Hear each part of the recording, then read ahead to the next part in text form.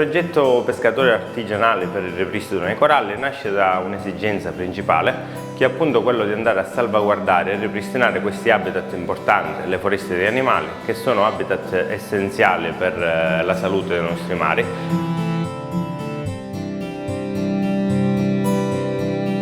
40 anni fa se ne prendevano a centinaia di cassette, erano pesci di acqua fredda. Oggi abbiamo il cambiamento climatico, noi già 20 anni fa l'abbiamo avvertito con le mani ed era principalmente che stava cambiando l'ecosistema a mare. Pensavamo che era una cosa temporanea, di annata. Il Mediterraneo si deve proteggere. Prima quando prendevi gli scogli, le prendevi sempre gli alberelli, ora ne prendi molto di meno.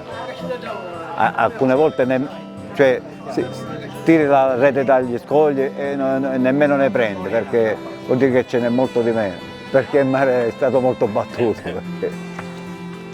Perciò si toglie e non si mette, le cose vanno a finire, mica possono aumentare. Se noi recuperiamo gli alberelli e li rimettiamo nel 800 e lo recuperiamo. E perché non togliamo più, togliamo e rimettiamo.